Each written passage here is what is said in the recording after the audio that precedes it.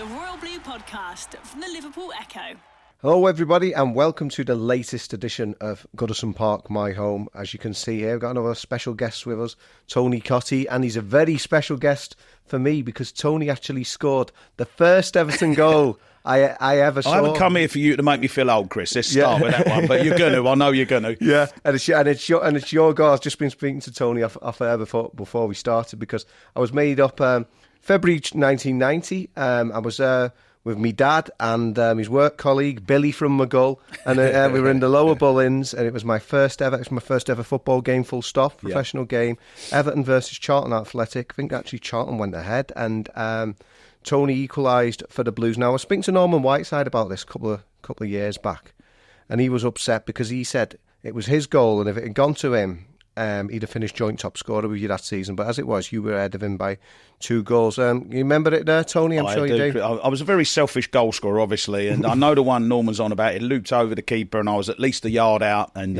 it took a big deflection off me and the defender at the same time. But in those days, you claimed everything and that because they were very quick to take the goals off you. So, when it was any sort of dispute, I just hands up, run away. Yep, my goal. Yeah, and I did get it, and I did get top goal. So sorry, Norm, it was definitely mine. Yeah, and Tony finished on 99 for Everton as well. And I was just checking, Tony, before we actually started. You know that only 2 players have scored more hat-tricks for Everton than yourself. One of them was Dixie Dean, obviously, of 37, something like that. Yeah, I wouldn't know where to go with the second one. They're both obviously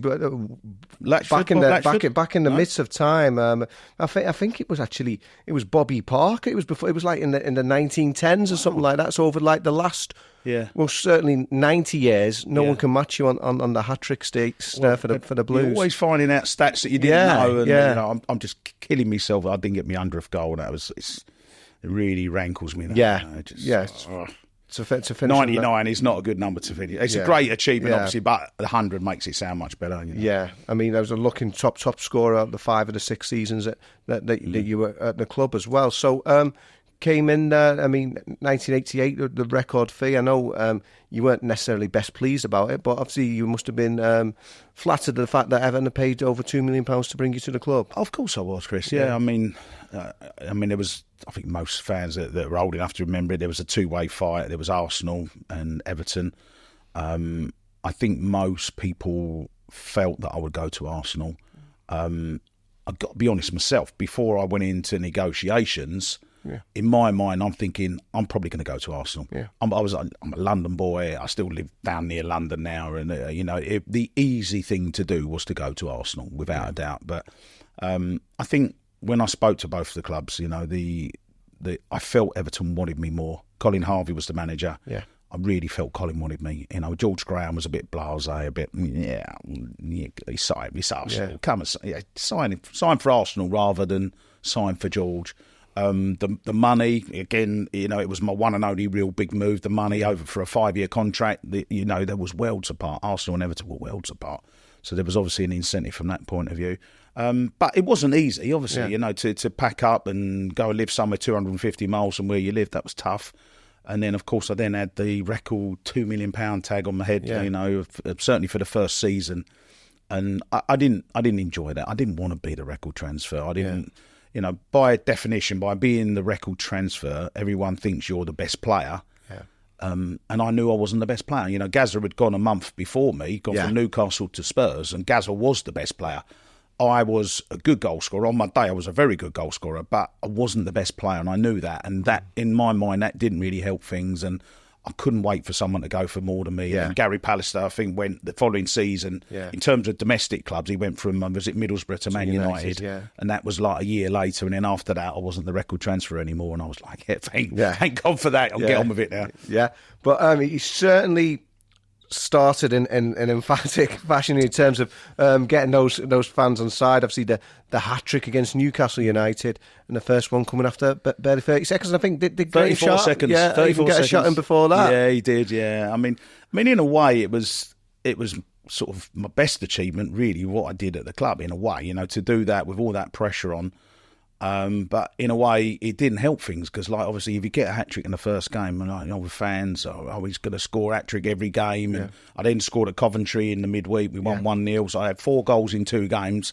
And I'm like, here we go, look, because Everton had won the league obviously the year before in '87, and I knew there was good players at the club, and I think, this is great, what a great start and that. But of course, by scoring the hat trick, as much as I loved it, and it was an amazing day, and phenomenal day for me and my family. We had such a great day. I think I had about 25 people up from London come to the game, and we had a big party afterwards, funny enough, just down the road after the game, and it was wonderful, but it put even more pressure on me, and and of course the fans eventually were judging me on what I'd done in the first game and then what was going in the middle of that season where I sort of lost my form a bit. Yeah. It was tough, Yeah, I was looking even at the team as well. I was looking in the return game with Coventry New Year's Eve. Actually, Everton went up to 4th then, but obviously finished the season 8th. It really was a sort of a ups and downs of a team because you weren't just the only new signing coming in there. People like Pat Nevin, Neil McDonough. It was very much sort of a change in the old guard with Colin. Yeah, it was, and it was tough. It was hard. I think it was hard for us players.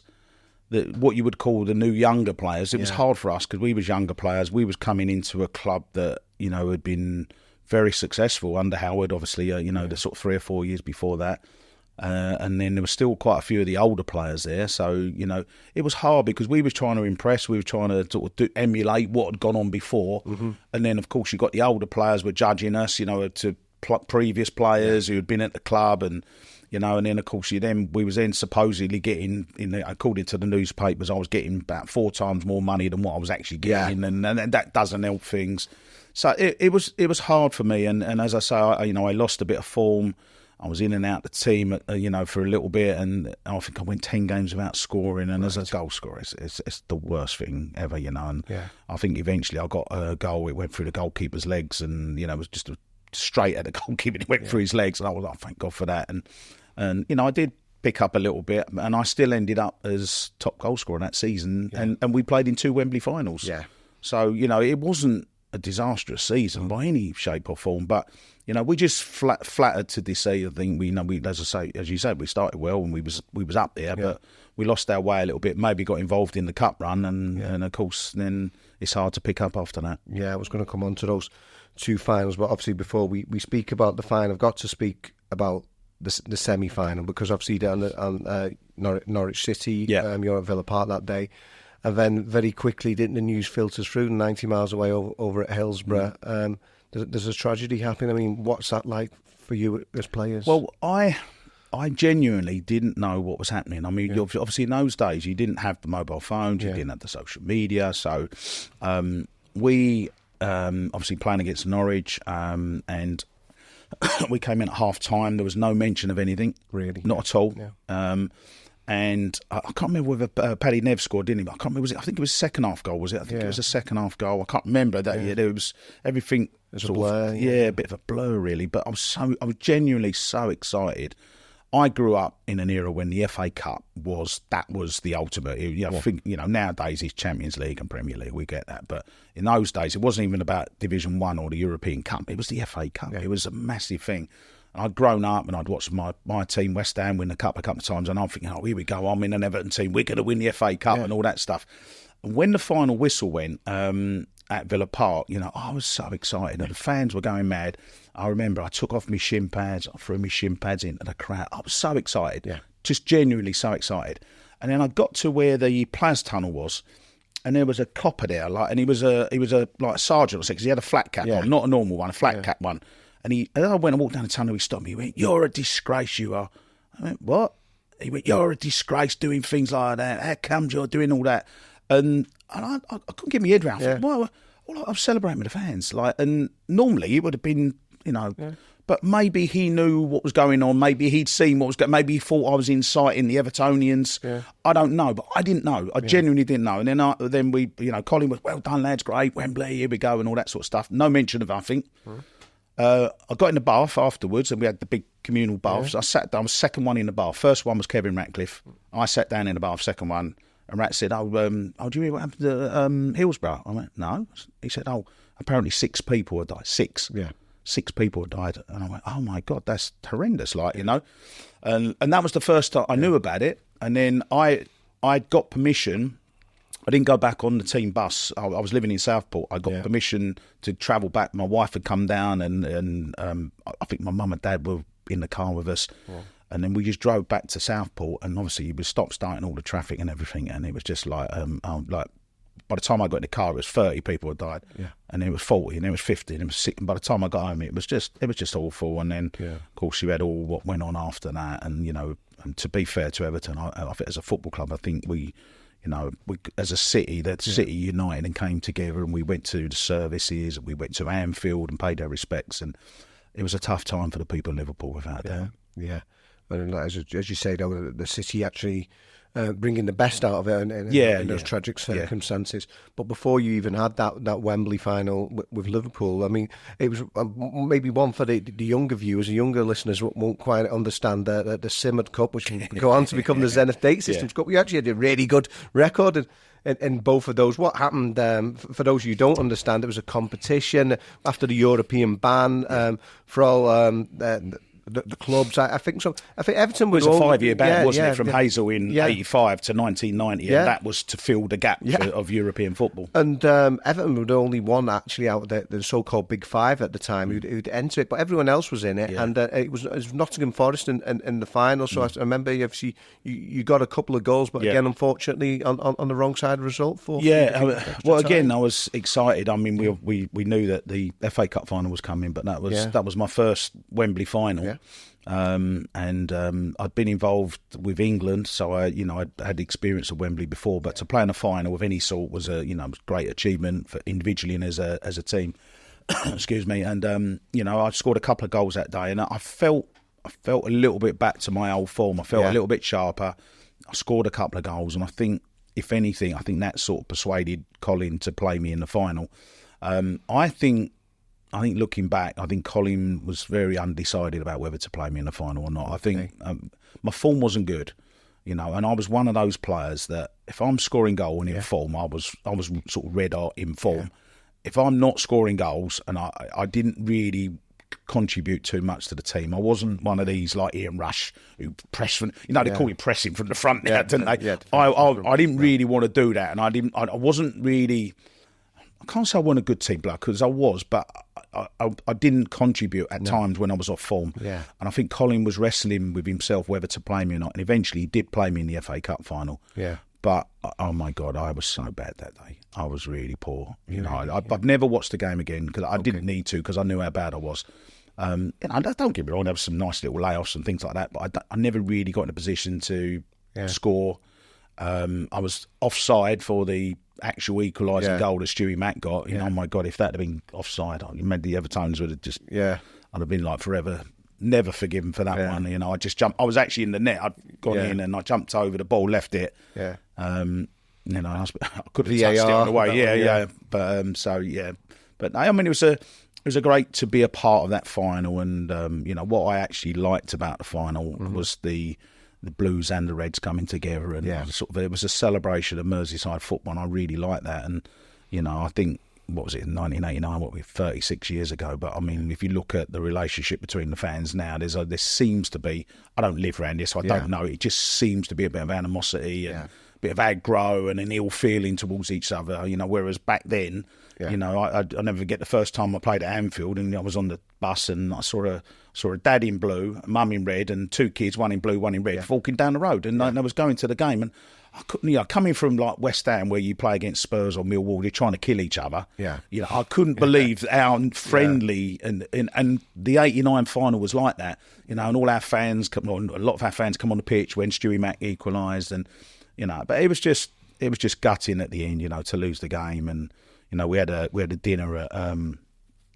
one of the hotels. It was the Lancaster Hotel in London, and we'd done the dinner, and I was going up to bed. It must have been about 11:30, 12 o'clock. Might be later, I don't know. And these two Evertonians got in the lift, and am I allowed to swear?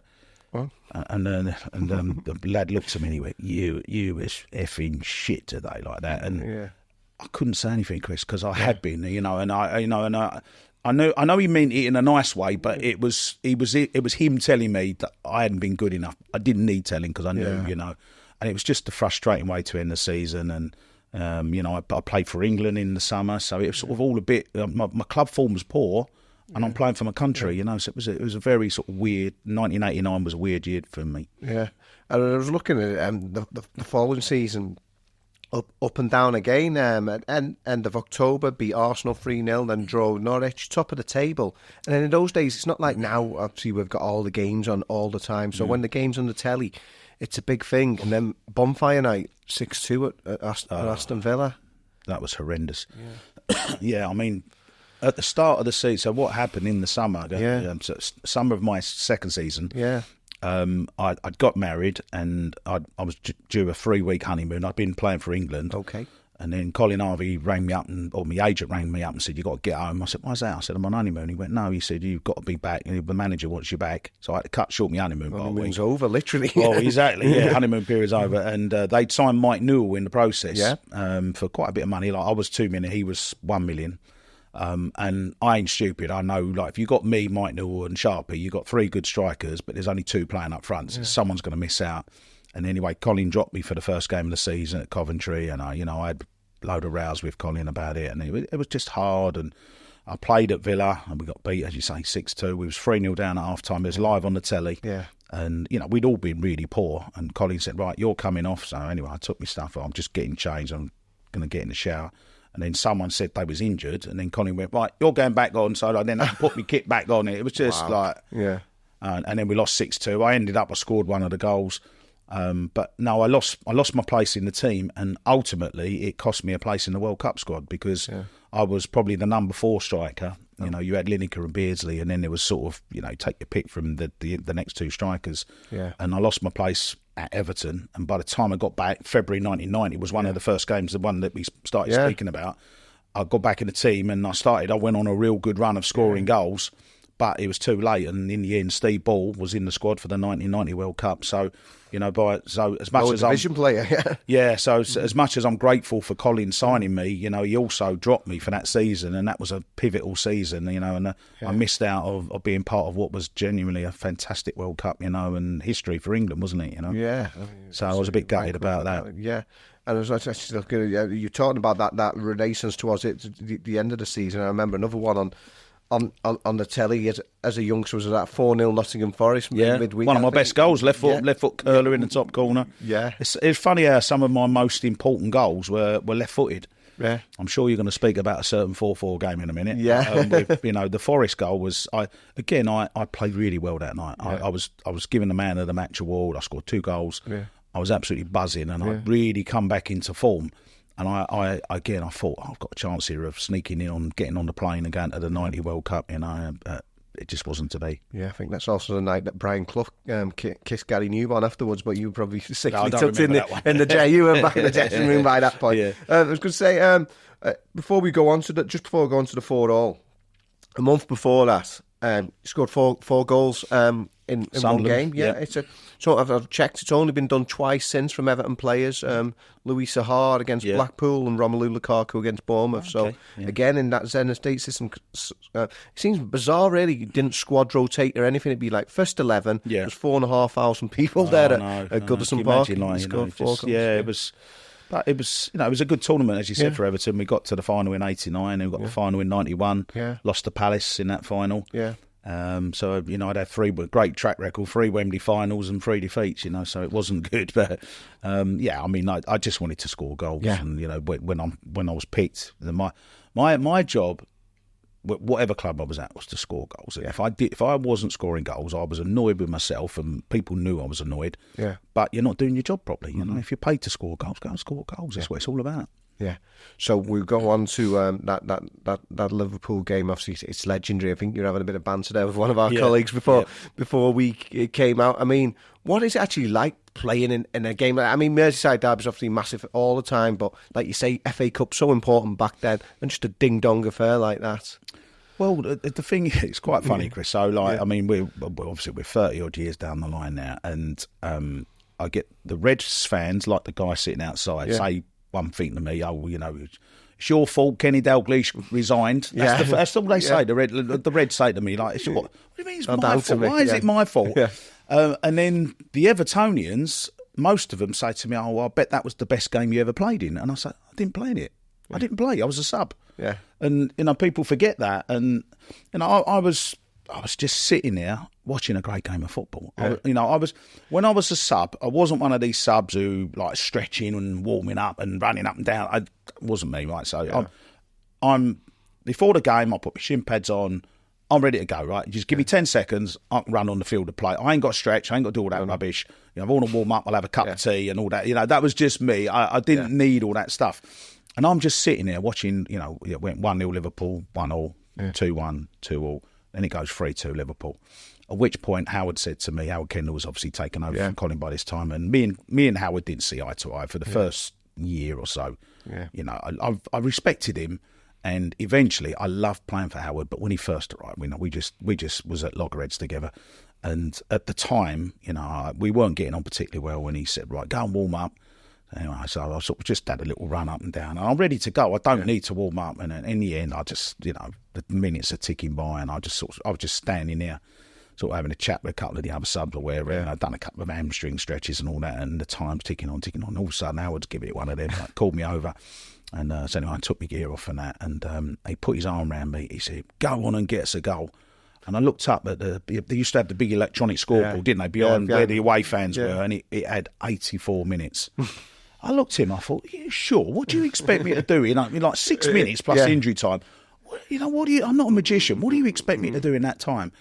So anyway, I run on the field of play, and as soon as I run on, in my mind, I've got my dad. My dad was a big part of my life, and my biggest fan. He was a great coach and everything. My dad always used to say to me, "Son," he said, "you're never going to score out wide." He said, "If you want to score goals, stay down the middle." So in my mind, I'm staying down the middle. If I'm going to score, I'm going to stay down the middle. And you had 6 minutes of normal time. I think it was about 4 minutes of injury time. It was about 10. I'm on the field for 10 minutes. In that 10 minutes, I touched the ball twice, and I've watched it back to confirm it. Yeah. So I've done a 10-yard layoff in the centre circle. Yeah. That was my first touch.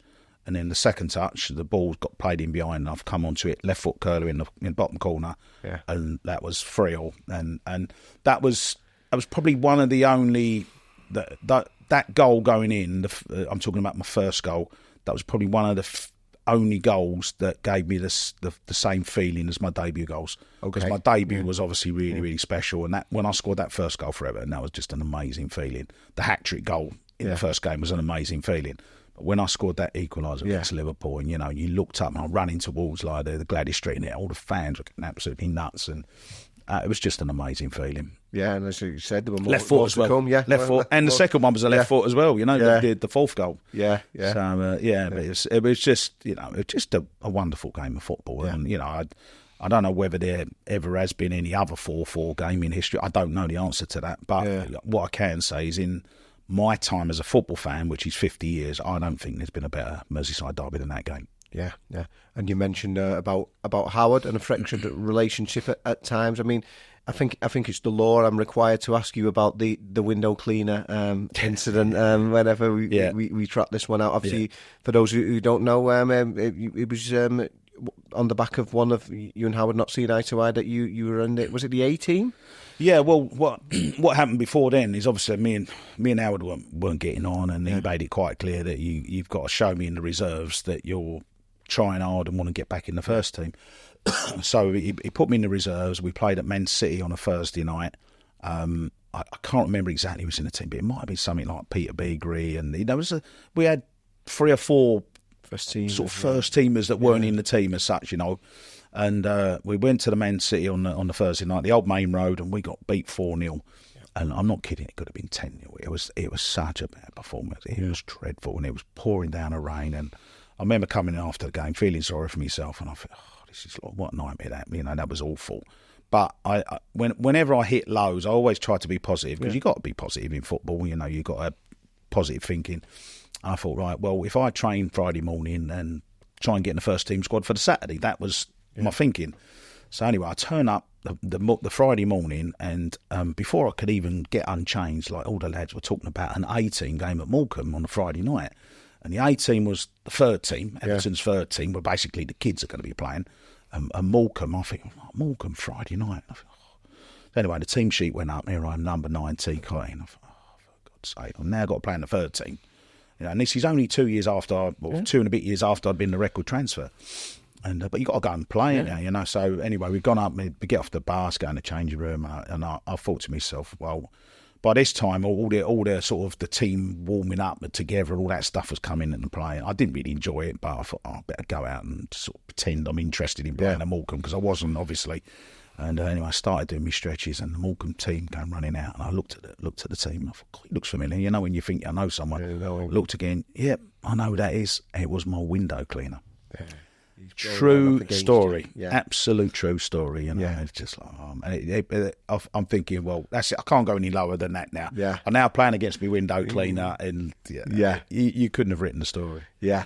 If that was a low, I've noticed going back to a high. Then obviously the final game in front of the Gladys Street as a terrace there. Scored the last goal, the Luton Town. I mean, that's a little piece of Goodison history for you there. Like I said, obviously the club's most vociferous fans. I mean, officially since then they've been sat down, but I mean that's another nice. Well, I think it was just such a sad thing, wasn't it? Really, because I mean, obviously with what happened with the tragedies in the 1980s, and I think the only way forward for football was to have seating, just to control the fans. The hooliganism was out of control, wasn't it? And it had to happen. But, as a result of that, once they put the seats on the Gladys Street, you had sort of half the amount of people in there that was in there before. And, all that, when you see the pictures, there's some great sort of games where you look back in the 80s and you see the goals go in and the fans surge forward on the Gladys Street, and that, you couldn't do that anymore because of the seating. But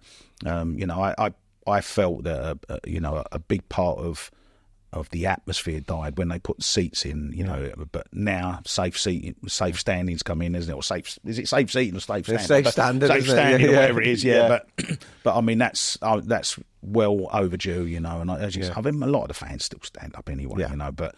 I'm glad they're allowed to stand up now, and hopefully that will become official and get it. And at the new stadium, you'll have a big end behind the goal. Just let everyone stand up, because it makes for a better atmosphere. Yeah, and there's a couple more hat tricks I have to go through as well before we move on as well. I mean, obviously that one against Tottenham, the FA Cup winners in Spain. I think it's 13 minutes between your first goal and your last goal. First half hat trick, wasn't it? Yeah, was that 91 or 92? Yeah, because they 91 because he just won the cup. Yeah. So I mean, that was just one of them.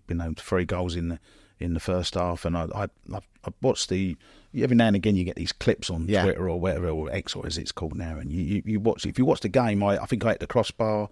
I had another one where I could have had 5 or 6 goals in the first half, and as often happens when something happens, you get a lot of goals in the first half. In the second half, nothing really happened, But I mean, it was great for me to score, especially against Tottenham. As a West Ham fan, it's great, always great to score against Spurs. Yeah, and then I was actually looking at and what ended up being your full season, 93-94. Yeah. Actually, there was actually your second highest, 19 goals. You got 24 in 1991, and then 19 in 93, and 16 Premier League goals as well. Yeah. I mean, the 6-2 Swindon Town, of course. It was the start for Mike Walker, and maybe a bit of a false dawn, really, unfortunately. I mean, Mike was just the wrong person to manage the club, and I was gutted because we started the season quite well. I got a hat trick against Sheffield United at Goodison. I just won over Howard. I'd had about a year, 18 months of battling to prove to him that I was the best forward at the club. And I did it, and I achieved it, and I got to the stage where he believed in me, I believed in him, he started picking me, I started scoring goals, and everything started to click. He called me in, I signed a new 3-year contract, and then about a month later, he resigned. Yeah. Oh, for God's sake, I've just gone through all that, and the manager that I wanted to work under, he resigned. But as soon as it happened, I thought to myself, it can only be one person. There's only one person that can take over this great football club. It has to be Joe Rule. Yeah. We'd been playing against Oldham. We'd had some real battles in the FA Cup and League Cup against Oldham. And I remember there was one game where we played at Boundary Park on the old plastic pitch, and we went 2-0 up after about 20 minutes. I think Sharpie scored and I scored. We're 2-0 up, and after half an hour, Joe made a substitution. and which was unheard of in those days. You know, you don't take someone off after 30 minutes. Yeah. And he literally took someone off, made a tweak, and changed their formation, and they ended up drawing 2-2. And I was amazed at what he'd done, and how great it was that someone had tactically changed the game with a substitution. Yeah. So I was aware of, you know, and obviously he'd achieved a lot with Oldham as well. And so I'm thinking it's got to be Joe Royle. And then when they announced Mike Walker, I thought, you know, listen, don't get me wrong. I've always said this, and I'll say it again. Mike done a great job at Norwich. He'd done a really good job. You know, they finished third in the Premier League. They beat Bayern Munich. That was in the UEFA Cup. He'd done a great job at Norwich, right? Which is fine. Norwich and Everton are two completely different clubs. You know, you can't compare Norwich with Everton. Yeah. Listen, I played sort of 10 games at Norwich towards the end of my career. I know it's a lovely club. It's a nice club. It doesn't have the fan base and all the history and everything that goes with Everton Football Club. And the job was just too big for Mike. I think he arrived thinking he could do what he did at Norwich. You know, he was a very laid-back guy, and you know, he just had, and I couldn't stand the training. He had a guy called I think Dave Williams. I think his name was. He was doing all these training sessions and that. I was so bored. I really was bored and that. Anyway, he called me in, the manager, and he said, "What's the matter?" He said, "You look bored with the sessions." I said, "I am bored." I said, "I've done that when I was 13." Right. He said, "What do I want to do?" I said, "I'm 27, 28, whatever I was." I said, "Why don't just put some, you know, Howard sessions was always fun. Yeah. Keep balls, 5-a-side, shooting practice. That's all I needed. I didn't need passing drills that I was doing when I was 13. Yeah. So I didn't like the training, and then, you know, he just was out of his depth, and then we just went on a horrendous run of form. Yeah. And then I remember when we lost at QPR, which was my last goal for the club at Loftus Road. And then we lost at Leeds 3-0. Yeah. Second, you know, last but one game. Yeah. And I think people forget going into that Wimbledon game just how serious it was, because we was in the bottom three. Basically, if all the other teams won, we was down. Yeah, you know, it was out of our hands. Yeah. So yeah, I mean, the Wimbledon game was just one of them one-off games, wasn't it? You know, but it's, you know, I couldn't believe the club had appointed Mike Walker, and you know, and the frustrating thing for me, as you said, I was, you know, why would you get rid of someone who'd scored 16 Premier League goals? It just didn't make sense, and he didn't pick me to start the following season, and you know, I just got the hump with him, and he put me in the reserves. And I'm right, I'm going. Yeah. And that was it. And I went back to my club, West Ham, you know, and that was it. But, you know, the worst thing about it all, 3 months later, Joe Royle arrives, and so does Duncan Ferguson. Yeah. I was like, really? You know, I definitely would have got the 100th goal with him, wouldn't I? You know, so, so it was frustrating, it really was. Yeah, I mean, it must be even now, obviously, he's like 30 years on. You're talking about that, stuck on 99. Yeah. It's just, I mean, as an Evertonian, I don't think it was a good deal anyway, because we've got David Burrows and bit of cash as well. It was a terrible deal. Got rid of the top goal scorer. It didn't make sense. It just didn't make sense. Yeah. But you know, I don't think he was having me, and I wasn't having him. And you know, I wouldn't say I was a powerful character in the dressing room, but you know, I was an experienced dressing room person. You know, I would have, as I say, I would have been. When I would have been 20. When I left 94, so I was coming up, 28, 29 years of age. So you know, I didn't want to be messed around, and I wanted to play football. That was, you know, I couldn't stand training. Towards the end, I didn't want to train, but I love playing the games, you know. Like when the players nowadays say, too many games and all that, well, a load of rubbish. Yeah. What do you want to do? Train instead. Yeah. Just go out and play football. It's like, it's crazy, but I love playing, and when I knew I couldn't play, you know, it was hard, because I'd had 6 great years. I'd had so many ups and downs, and you know, I look back with great fondness of my time at Everton. You know, it's an amazing football club, and I just, you know, to have been a part of the history of Goodison is just something I'm very proud of. Yeah, I mean, as you said, you know, London boy, West Ham through and through, growing up, Bill. But what is it actually like to play under that atmosphere at Goodison Park when it's really rocking? Yeah, well, particularly the night games. I think the night games, you always seem to get, I don't know, there's a bit more buzz about the night games, whether it's because people have been at work and then they go down the pub and have a couple of pints, or they're genuinely excited because the floodlights are on. I don't know, but you know, the 4-4 obviously sticks in my mind as an incredible midweek game.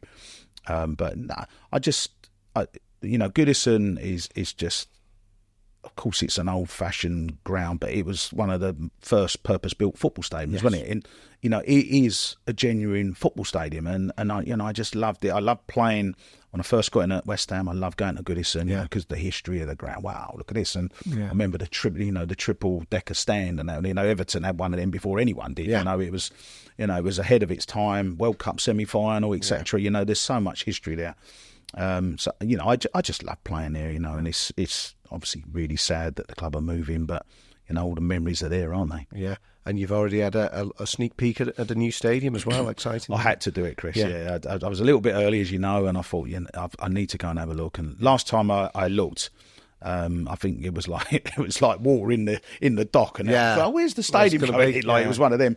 And as I drove down the road, I don't know how I got to it, but I drove and I could see something in the distance, and I think, man, that can't be the stadium. It's huge. And then as you come down the hill, and I went under, there's like a bridge, a restricted bridge. And I've gone under there, and I went, oh my God, it's very, very impressive. And I'm actually really, really pleased the club are going to the new stadium. I don't want to lose Goodison. I don't think anyone does. But at least Everton have built a purpose-built stadium for football.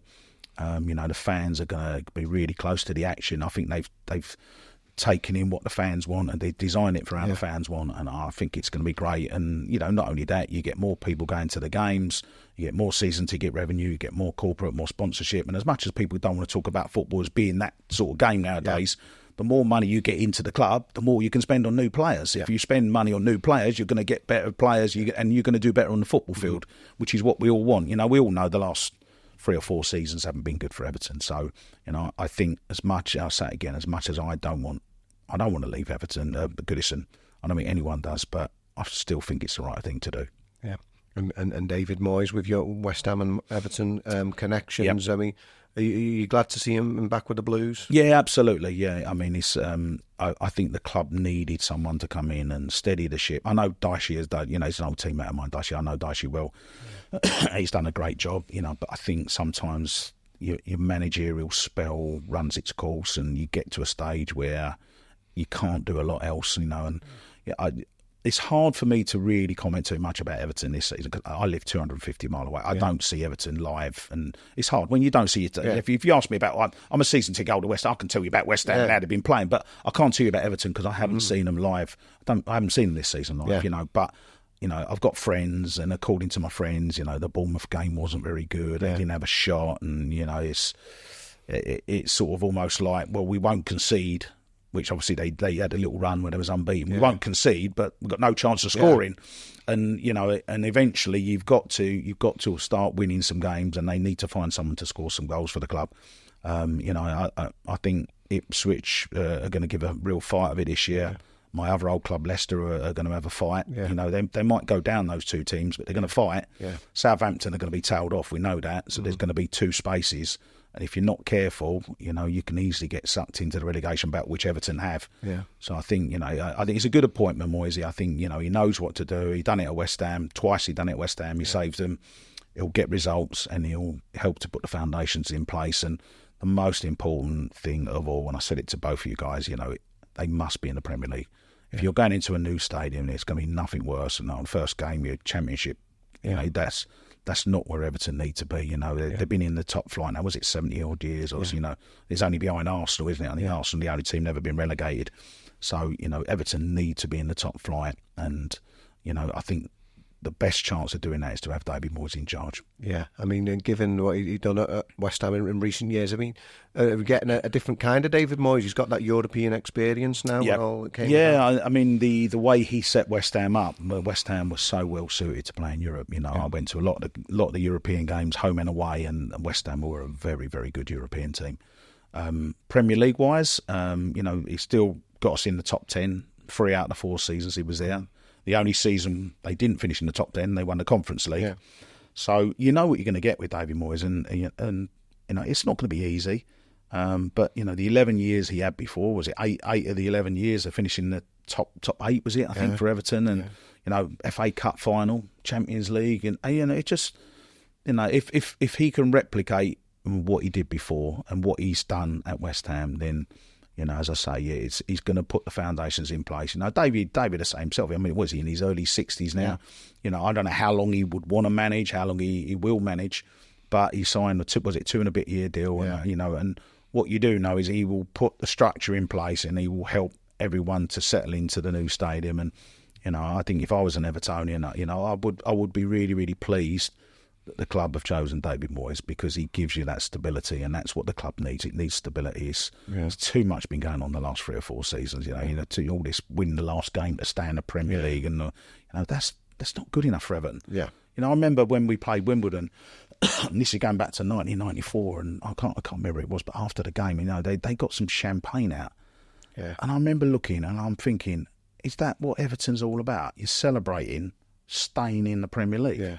Really? We're spraying champagne because we stayed in the Premier League. That's not good enough for Everton. Yeah. That is not good enough for Everton Football Club. Everton, like my club West Ham, that you've got to be top. You've got to be in the top 10 of the Premier League, and you've got to be having a go in the cups. Yeah. And eventually you then get into Europe. It could be the league position. You might win a FA Cup. I know they haven't won the League Cup, same as West Ham not won the League Cup. But you've got to give it a real good go in the cups, and you've got to be in the top 10 in the Premier League. Winning on the last day of the season to stay in the Premier League is not an achievement for Everton Football Club. And I know it's been tough, but hopefully those days with the new stadium, I think hopefully those days will be behind everyone. Yeah, just finally. In terms of it, I think Everton could actually do for Tony Cottee right now. I think a lot of clubs could do with a goal scorer, yeah. But where have they gone? The goal, you're not allowed to be a goal scorer anymore. You've got to be an all-round forward. You've got to play right, left, number 10, number 9. Yeah. Just let them get on with it. If you're a goal scorer, play to their strengths.